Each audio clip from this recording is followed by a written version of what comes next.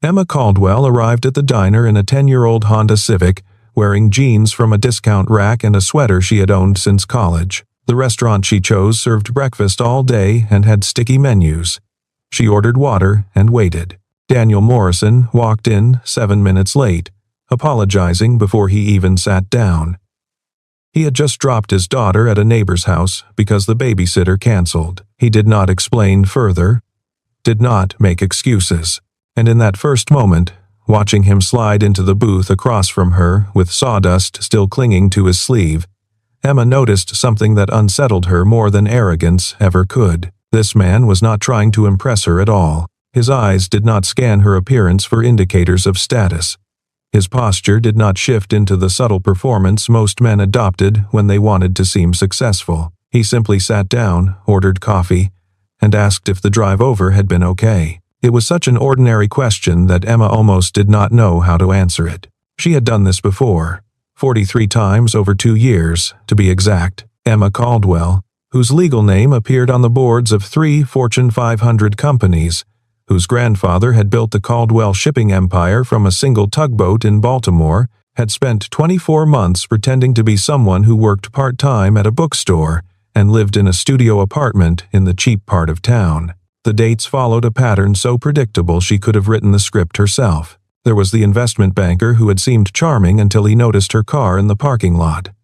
His smile had flickered, just for a second, but she caught it. By the end of dinner, he was checking his phone every 3 minutes and excusing himself early with a story about an emergency at work. There was the architect who spent 2 hours explaining how he could teach her about wine, art, and culture, as though her apparent poverty was a deficiency he could correct. There was the tech entrepreneur who had asked her out 3 times, then ghosted her completely when she mentioned she could not afford the restaurant he had chosen for their 4th date. And then there were the ones who stayed. The men who saw her apparent lack of means as an opportunity. A marketing executive had offered to help her pay rent in exchange for exclusivity. A divorced attorney had suggested she move into his guest house, free of charge, with an understanding that she would be available when he wanted company. They did not say these things crudely. They wrapped their propositions in kindness, in concern. But Emma had grown up surrounded by people who understood transactional relationships, and she could smell an imbalance of power from across a room. The tests had started as an experiment, a way to understand whether genuine connection was possible when wealth was removed from the equation. But 2 years in, Emma was no longer sure what she was testing for. She had compiled data on male behavior like a scientist studying a predictable species. She knew the tells, the timelines, the precise moment when a man's interest would shift once he calculated her apparent net worth. What she did not know was whether the pattern said something about men in general or about the specific type of man who would agree to date a stranger from a carefully curated dating profile. Her therapist had suggested, more than once, that the experiment itself might be the problem. That by approaching dating as research, Emma was ensuring she would never actually connect with anyone. But Emma had grown up watching her mother navigate a marriage built on financial calculations. She had watched her father treat affection as a line item in a budget. She had learned, before she turned 12, that love was rarely unconditional, and that vulnerability was a weakness rich people could not afford. The experiment was not paranoia. It was data collection, and the data across 43 trials was remarkably consistent. Daniel was asking her about her week, not her job, not her living situation, not any of the usual calibration questions men use to determine her place in the social hierarchy. He wanted to know if she had seen the meteor shower on Tuesday night, because his daughter had made him stay up until midnight to watch it, and he was still tired. He asked if she preferred coffee or tea in the morning, not as a prelude to anything, but because he was genuinely curious. And when the waitress came to take their order, he suggested the pancakes because his daughter had declared them the best in the state after an exhaustive research process that involved visiting 11 different diners. Emma found herself waiting for the shift, the moment when he would ask what she did for a living, or where she went to school, or any of the dozen questions that functioned as socioeconomic sorting mechanisms. But Daniel kept circling back to small things. The weather, a book he was reading about the history of covered bridges in Vermont. His daughter's current obsession with a cartoon about marine biologists. She interrupted him midway through a story about a disastrous attempt to make homemade pizza. "Does it bother you?" she asked. "Does what bother me?" "Dating someone who is not particularly impressive. No exciting career, no interesting hobbies, nothing special to offer." Daniel set down his coffee cup and looked at her with an expression she could not read.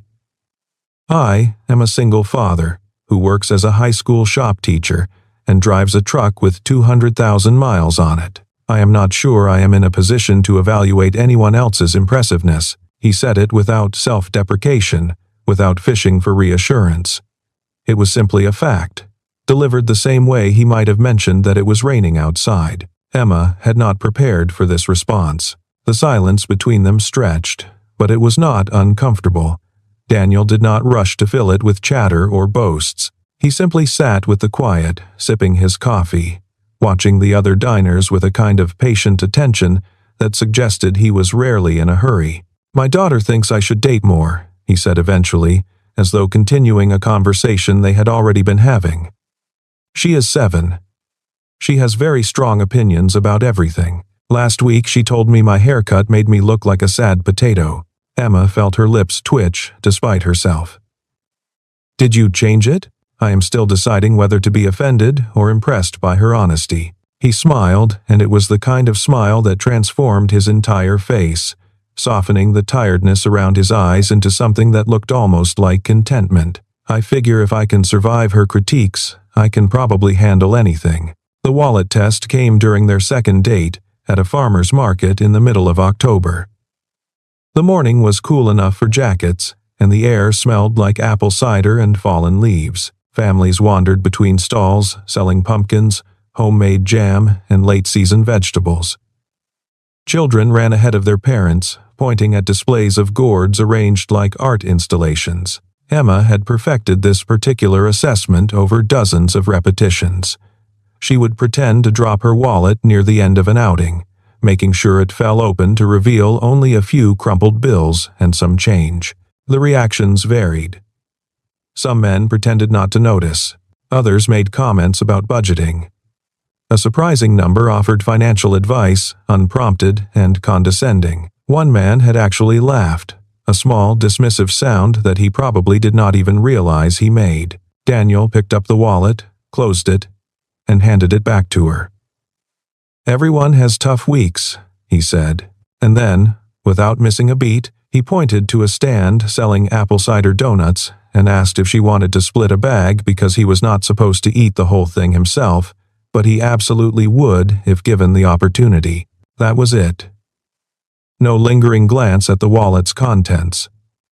No recalibration of his behavior. No offer to pay for everything, which in Emma's experience usually preceded an expectation of gratitude that could be cashed in later. He simply moved on, as though a person's temporary lack of cash said nothing meaningful about who they were. They walked through the market together, and Daniel pointed out things his daughter would have liked. The pumpkins shaped like swans. The farmer who let children pet his goats. The woman selling handmade puppets from a card table covered in a checkered cloth. He narrated Lily's probable reactions to each thing, and Emma found herself building an image of this child she had never met.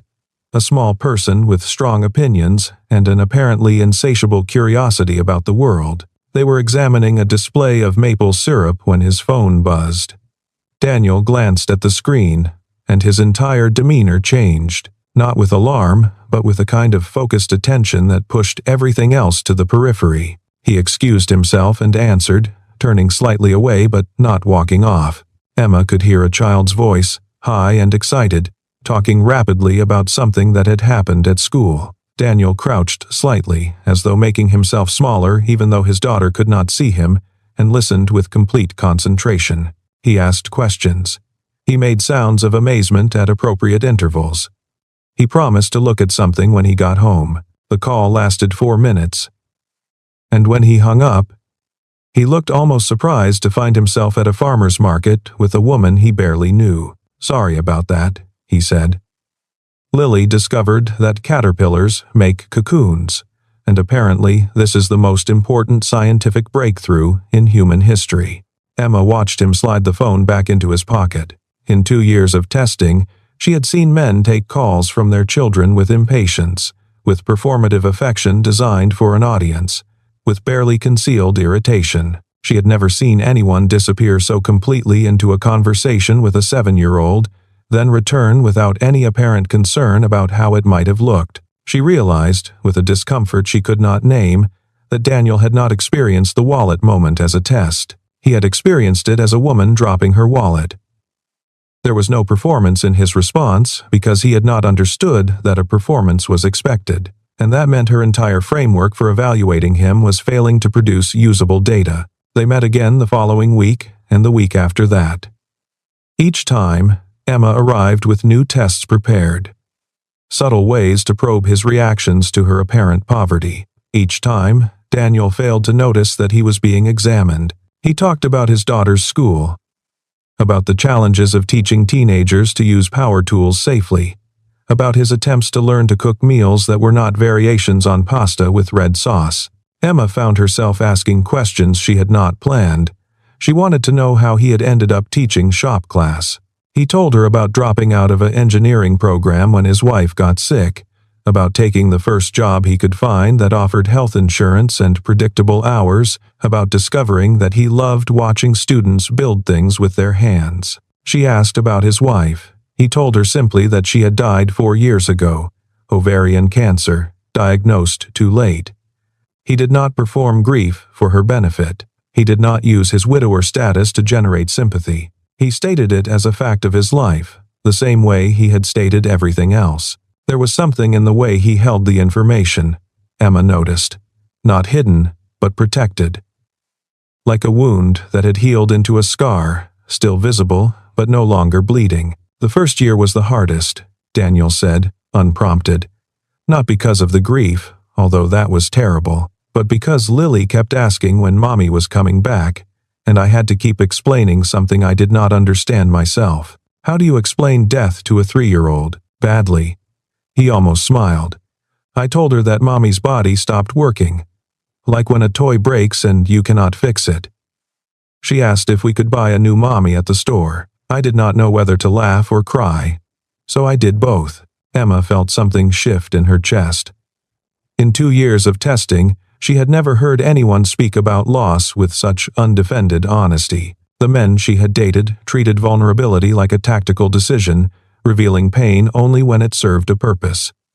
Daniel spoke about his wife's death the way he spoke about everything else, as though he had nothing to hide and nothing to prove. After she died, I was not looking for anything, he said. They were sitting on a bench outside a coffee shop, watching leaves blow across the parking lot. I am still not looking for anything. Really, Lily is my priority. She has to be. But my sister kept saying I needed to get out of the house, meet people. Remember that I was a person and not just a parent. And what are you looking for now? Daniel was quiet for a long moment. Someone who will not make Lily feel like she has to change. Someone who understands that she comes first and does not resent that. Someone who can be themselves without needing me to be impressed. He looked at Emma with that unreadable expression again. I do not know if that person exists, but I figured I would find out. Lily appeared at the end of their 4th date. Daniel's neighbor had needed to leave early, so he had picked up his daughter before meeting Emma for dinner. He apologized, offered to reschedule, but Emma said she did not mind. She was curious about this child who occupied so much of her father's attention. Lily was small for 7, with her father's brown hair and a gap-toothed smile that she deployed strategically. She shook Emma's hand with exaggerated formality and announced that she had been told to be on her best behavior, but that her best behavior was actually quite boring, so she hoped Emma would not mind if she was just regular. Instead, Emma, who had spent 2 years constructing careful personas and calculated tests, found herself completely disarmed by a 2nd grader who had apparently inherited none of her father's filtered approach to social interaction. Throughout dinner, Lily provided a running commentary on everything she observed. The couple at the next table were probably on their 1st date because they kept laughing at things that were not funny. The waiter had cool earrings that looked like tiny dinosaurs. The restaurant should really consider adding more pictures to their menu for people who could not read yet. Which she could, actually, but pictures were nice anyway. Daniel watched his daughter with a mixture of pride and exhaustion that Emma was beginning to recognize as his default state. He did not shush her or apologize for her. He treated her observations as valuable contributions to the conversation, asking follow-up questions about the dinosaur earrings and agreeing that picture menus would indeed be an improvement. By the time they finished eating, Emma had learned that Lily wanted to be either a marine biologist or a professional ice cream taster when she grew up, that she was currently mad at her best friend Sophie because Sophie had said dolphins were better than octopuses, which was obviously wrong, and that she thought Emma had nice eyes because they looked like the chocolate chips in her favorite cookies. "I hope that was a compliment," Emma said. "The highest compliment," Daniel confirmed. "She is very serious about chocolate chips." By the fifth date, Emma had begun to dread her own tests. She sat across from Daniel at a Thai restaurant and listened to herself describe dreams she did not have, limitations she did not face, a life constrained by circumstances that existed only in her performance. "I always wanted to travel," she heard herself say. "See Paris, maybe, or Tokyo. But that is not really realistic for someone like me." She waited for Daniel to offer to take her someday. That was usually how this went. Men who wanted to seem generous would promise future trips, future gifts, future access to the lifestyle they could provide. It was a form of advance payment, a way of establishing that they had something she needed. Daniel nodded slowly. "Lily wants to go to Tokyo because of those marine biologist cartoons. I have been saving, but it will probably be a few years." He paused, considering. "I think wanting things you cannot have yet is okay. It gives you something to work toward. The problem is when you stop wanting anything because you have convinced yourself you do not deserve it." Emma felt something shift in her chest, an uncomfortable pressure that she recognized as shame. She was sitting across from a man who was genuinely trying to connect with her, and she was feeding him lies designed to trigger responses she could evaluate. "Can I show you something?" Lily's voice came from behind her. The little girl had been sitting at a nearby table with a coloring book. Technically supervised by Daniel, but operating with considerable independence, Emma turned. Lily was holding up a drawing of what appeared to be an octopus wearing a hat. "That is Dr. Tentacles," Lily explained. "She is a scientist who studies the ocean. She wears a hat because the sun is very bright on the surface. She is beautiful," Emma said, and meant it. Lily beamed. "Do you want me to draw you one?" "I can make it any color. Dr. Tentacles has a friend named Professor Squidward who is purple." Emma looked at Daniel, who was watching the interaction with an expression of cautious hope. She looked back at Lily, who was already selecting crayons with the focused intensity of an artist preparing for a commission. "I would love a purple one," Emma said. That night, alone in her penthouse apartment with its view of the city skyline, Emma stared at the crayon drawing of Professor Squidward and felt the architecture of her experiment beginning to crack. She had built something precise and controlled. A system for evaluating men without risking herself. A way to gather information without offering any in return.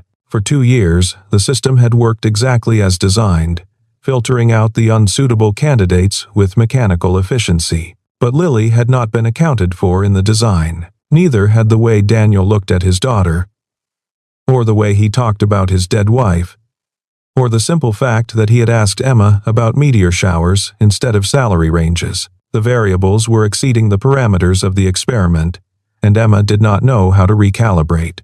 She looked at the purple octopus on the paper in her hands. A 7-year-old had spent 15 minutes creating this, selecting colors with care, adding details that mattered only to her. It was a gift given freely, without expectation, without calculation. Emma could not remember the last time anyone had given her something that did not come with conditions attached. The 6th date was supposed to be the confirmation. Emma had designed a scenario that would reveal Daniel's true character by presenting him with a crisis that demanded resources. She told him she had lost her job. She told him her landlord was raising the rent and she might have to move. She watched his face for the flicker of calculation, the moment when he would decide whether she was worth the investment. Daniel listened without interrupting. When she finished, he was quiet for a long time. "That is really hard," he said finally. "I remember when the bills started piling up after my wife got sick. It feels like the ground is moving under you." Emma waited for the offer. The rescue. The transaction disguised as generosity. "I know a few people who might be hiring," Daniel continued.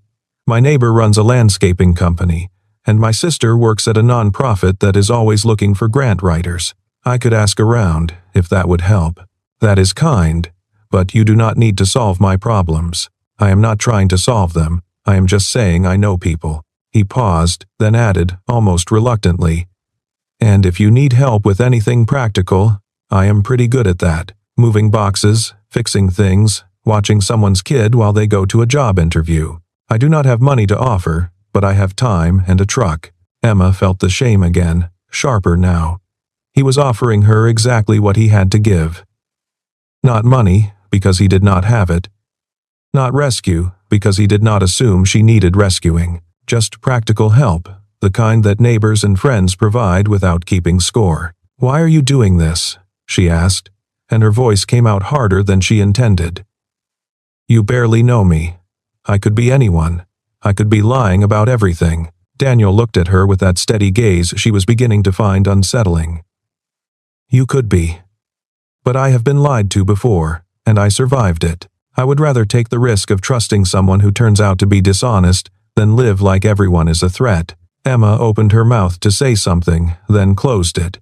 She had no prepared response for this. Her entire framework assumed that people acted in calculated self-interest, that kindness was a transaction, that trust was a vulnerability to be exploited. Daniel was operating from a different set of assumptions entirely, and she had no idea how to test for something she did not believe existed. She thought about her father, who had built a shipping empire by assuming everyone wanted something and structuring deals accordingly. She thought about her mother, who had learned to smile at charity galas while calculating the social return on every conversation. She thought about herself, sitting in a borrowed car outside a fake apartment, wearing clothes that cost less than her usual dry cleaning bill, unable to recognize genuine kindness because she had been trained to see everything as strategy. "I do not understand you," Emma said quietly. Daniel looked at her with something that might have been compassion. "Most people do not. My ex-sister-in-law says I am pathologically incapable of playing politics. She means it as an insult." "How do you mean it?" He considered the question. "I mean that life is too short to pretend to be someone I am not. My wife died at 32.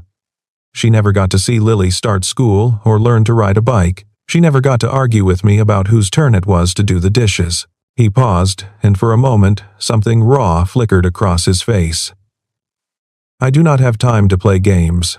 I just want to be present for whatever time I have." Emma felt the shame again, sharp and precise. She was sitting across from a man who had learned, through grief, to live without pretense. And she was performing a role she had designed specifically to avoid living at all. She canceled the remaining tests. Not formally, not with any conscious decision, but simply by failing to prepare new ones. She kept meeting Daniel for dinners and walks and afternoons at the park where Lily could practice her cartwheel technique. She kept waiting for the mask to slip, for the calculation to reveal itself, for him to become like all the others. It did not happen. And by the 7th date, Emma realized she could not continue. They were sitting in his truck outside her fake apartment building, the one she had rented specifically for this experiment. The engine was off, but Daniel had not moved to get out. He was talking about a project one of his students was building, a birdhouse that had somehow evolved into a 3-story avian apartment complex with a functioning water feature and tiny balconies. Emma was not listening. She was watching the way his hands moved when he talked, the enthusiasm that crept into his voice when he described his student's work, the complete absence of self-consciousness in his storytelling. She was thinking about all the men she had tested who had tried so hard to seem impressive. And this man who seemed genuinely more interested in a teenager's birdhouse than in impressing anyone. She was trying to find the words for what she needed to say. "I have not been honest with you," she said, interrupting him mid-sentence. Daniel stopped talking.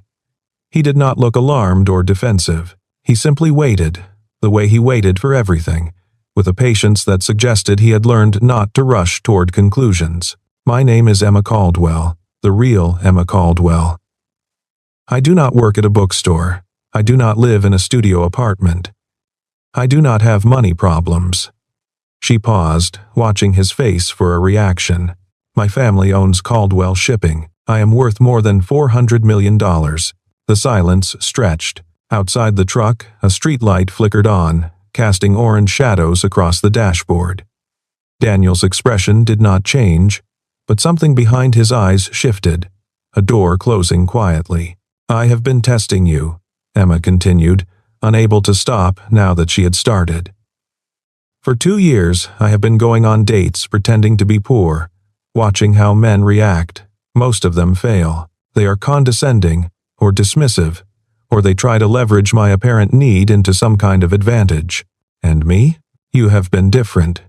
You have not tried to rescue me or patronize me or leverage anything. You have just been yourself." Daniel nodded slowly, processing. When he spoke, his voice was flat. Was Lily part of the test? The question hit Emma like a physical blow. She had not expected it. She had prepared for anger, for accusations of manipulation, for demands to know what gave her the right to experiment on people. She had not prepared for him to go immediately to his daughter. "No," she said quickly. "Lily was never part of any test. I would never. But you met her. You spent time with her. You let her draw you pictures and tell you about her cartoons and ask if you would come to her school play." Daniel's voice was still flat, but there was something underneath it now, a protective edge that Emma recognized from watching him with his daughter. She is 7 years old. She does not understand that adults sometimes pretend to be people they are not. Emma had no response. She had constructed elaborate justifications for her experiment, reasoned arguments about the impossibility of authentic connection in a world structured by wealth and power, but she had not considered the collateral damage. She had not thought about a 7-year-old who might have started to hope for something. "I am sorry," she said, and heard how inadequate it sounded. Daniel was quiet for a long moment. Then he said, "I think you should go." Emma nodded and reached for the door handle. Before she opened it, she turned back. "For what it is worth, you passed. You were the only one who passed." "I was not trying to pass anything," Daniel said. "I was just trying to get to know someone." He did not watch her walk away. Emma spent 3 weeks replaying the conversation. She analyzed Daniel's reaction, the way she had analyzed dozens of failed dates, looking for the tells, the self-interest, the hidden calculation. She found nothing. He had not been angry that she was rich. He had not been excited about her wealth. He had been hurt that she had potentially hurt his daughter. That was all. She called her sister, who worked as a therapist in Boston and had spent years listening to Emma justify the experiment without ever quite endorsing it. "Let me understand," her sister said. "You found a man who treated you well, regardless of your apparent circumstances. He was kind, genuine, attentive, and prioritized his daughter above all else. And your response was to reveal your deception and then leave. I had to be honest. You had to be honest 2 years ago, before you started lying to dozens of people. Honesty now is just damage control." Emma did not have an answer for that either. She thought about her childhood, about watching her parents perform affection at charity galas while barely speaking at home. She remembered being 8 years old and asking her mother why she smiled differently at parties than she did at breakfast. Her mother had explained, with the patience of someone teaching a necessary skill, that different situations required different faces. She thought about her first serious boyfriend, a Harvard MBA who had proposed with a ring that cost more than most people's cars, and then negotiated a prenuptial agreement that treated their marriage like a corporate merger. She remembered sitting across from his lawyer, listening to clauses about asset protection and infidelity penalties, and realizing that she was not being offered love. She was being offered a partnership with attractive terms. She had built the experiment to prove a hypothesis. That genuine connection was impossible when wealth distorted the equation. But sitting alone in her penthouse, surrounded by art she had purchased because advisors said it would appreciate, she realized that she had also built it to protect herself. As long as she was testing, she was not vulnerable. As long as she was evaluating, she was not investing. The experiment had allowed her to go on 43 dates without ever really being present for any of them, except for Daniel. Daniel had somehow slipped past her defenses by refusing to play the game she had designed. He had treated her apparent poverty as irrelevant, and her actual presence as interesting. He had asked about meteor showers and pancakes and covered bridges. He had not tried to impress her or rescue her or calibrate his behavior to her perceived status. He had just been himself, and when she had revealed the deception, his only concern had been for his daughter. If you have to test someone to trust them, Daniel had said, then maybe you are not ready to love them yet. Emma turned the sentence over in her mind, examining it from different angles. She had heard it as a criticism at the time, a rejection of her entire approach. But maybe it was something else. Maybe it was an observation about a condition that could be changed. She found him at Lily's school play. It was a production about the water cycle, performed by second graders in costumes made from painted cardboard and crepe paper. Emma sat in the back row, hoping not to be noticed. But Daniel saw her as soon as she walked in. He did not approach her during the performance. He watched his daughter deliver 3 lines about evaporation with an intensity that suggested the fate of the world depended on her pronunciation. He applauded with both hands when she took her bow. He took 17 photographs, none of which would probably be in focus. Afterward, when the auditorium was emptying, he walked over to where Emma was standing near the exit. "You came," he said.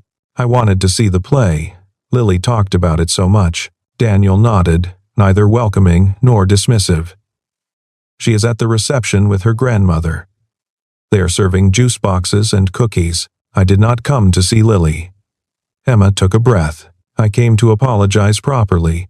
Not for lying about who I was, although I am sorry for that, but for treating you like a subject in an experiment instead of a person." Daniel did not respond immediately. He watched a family navigate past them.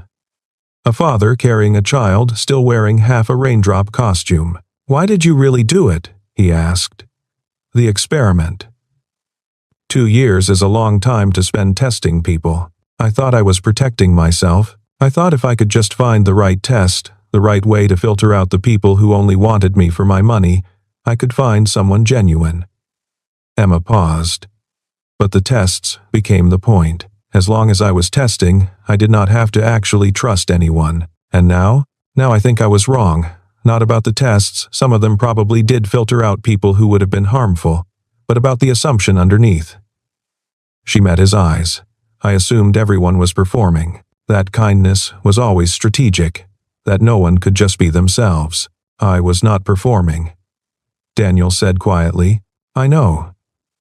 That is what made you so confusing. You did not fit any of my categories." They stood in silence as the auditorium continued to empty. A child ran past, clutching a construction paper cloud. "I am not going to pretend the last few weeks did not happen," Daniel said, finally. "You lied to me for months. You let my daughter get attached to someone who was not real. That matters. I understand. But I also know that people are complicated. I know that everyone has reasons for the walls they build, even when those walls end up hurting others." He paused. "My wife used to say that forgiveness is not about pretending something did not happen. It is about deciding that the future matters more than the past." Emma waited, not daring to hope. "I am willing to try again," Daniel said. "But not with tests. Not with performances. If you want to know who I am, you have to actually be present for it. And if you want me to know who you are, you have to actually show me. No more experiments. No more experiments." Lily appeared at Daniel's elbow, still wearing her water droplet headband. "Emma!" "Did you see me?" I said my lines perfectly, except I forgot the part about condensation, but Miss Martinez said it was okay because the audience did not know anyway. "You were magnificent," Emma said, and meant it. Lily beamed and grabbed her father's hand. "Can Emma come get ice cream with us?" Grandma said I could have 2 scoops because I was a professional actress. Daniel looked at Emma, a question in his expression. "I would love ice cream," Emma said. They walked out of the auditorium together, Lily chattering about the various merits of different ice cream flavors. Daniel's hand brushed against Emma's once, briefly, and she did not pull away. The months that followed were not a test. They were simply life, unfolding without a script. Emma learned that Daniel hated mornings but made pancakes anyway because Lily loved them. She learned that he cried at sad movies and pretended he had allergies. She learned that he sang off-key in the shower and knew an improbable amount about 19th century bridge construction. Daniel learned that Emma's wealth had isolated her since childhood, that she had never had friends who wanted her company instead of her access.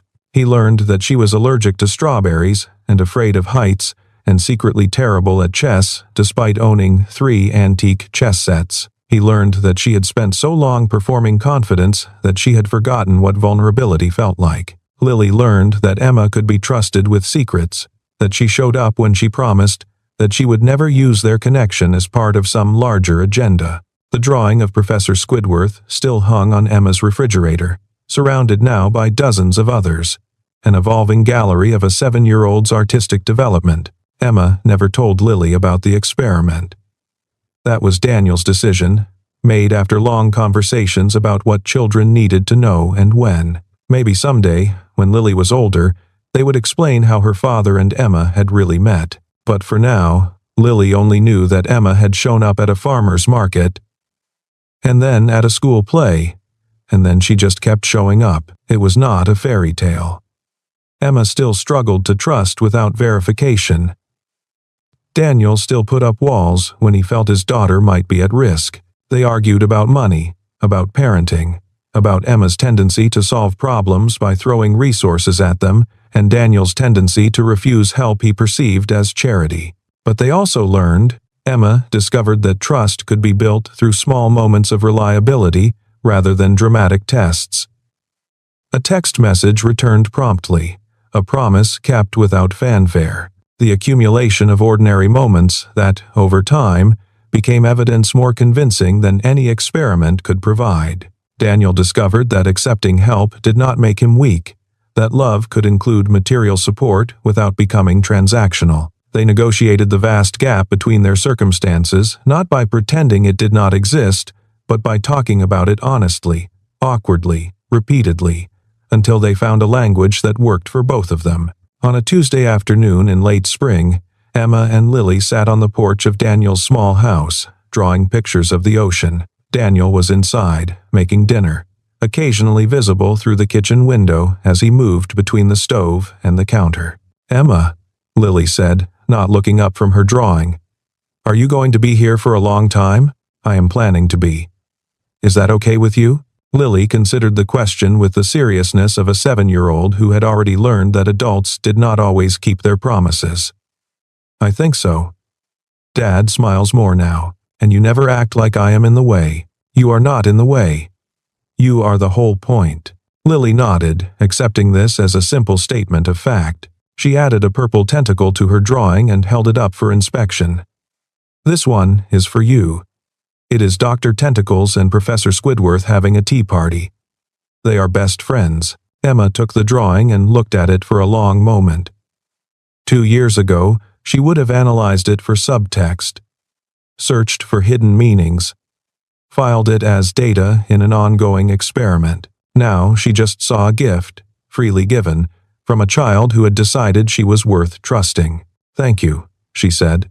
"I will put it on my refrigerator with the others." Daniel called them in for dinner. Lily ran ahead, already talking about something that had happened at school. Emma followed more slowly, pausing at the door to look back at the yard, the neighboring houses, the ordinary street in an ordinary town. She had spent 2 years testing men to find one who would pass. But the lesson, she understood now, was never about passing tests. It was about being present. about showing up without performance, about choosing every day to be real instead of protected. Daniel had not passed her test because he had better character or superior values. He had passed because he was not playing the same game. He had simply been himself, with all his limitations and wounds and stubborn decency, and he had invited her to be herself in return. It had taken her months to accept the invitation. It would probably take years to fully understand what it meant. But for now, she walked into the kitchen where a single father was serving pasta to his daughter, and she sat down at the table, and she was exactly where she belonged. The house was small, the furniture was worn, the pasta was probably overcooked, but Lily was laughing at something that had happened at school, and Daniel was pretending to be offended by a comment about his cooking, and the evening light was coming through the window in golden stripes across the scratched wooden table. Emma had grown up in mansions. She had dined in the finest restaurants in the world. She had attended galas where the flower arrangements alone cost more than Daniel made in a month. None of it had ever felt like this. No tests, no performances. Just a family, slowly becoming real. And somewhere on a refrigerator door, surrounded by drawings of marine biologists and octopuses and purple squids having tea parties, there was evidence that trust could be given freely, without conditions, without calculation. All it required was the courage to be present. All it required was the willingness to be known. Emma was still learning. She suspected she would be learning for a long time. But for the first time in her life, she was not protecting herself from the lesson. She was simply living it.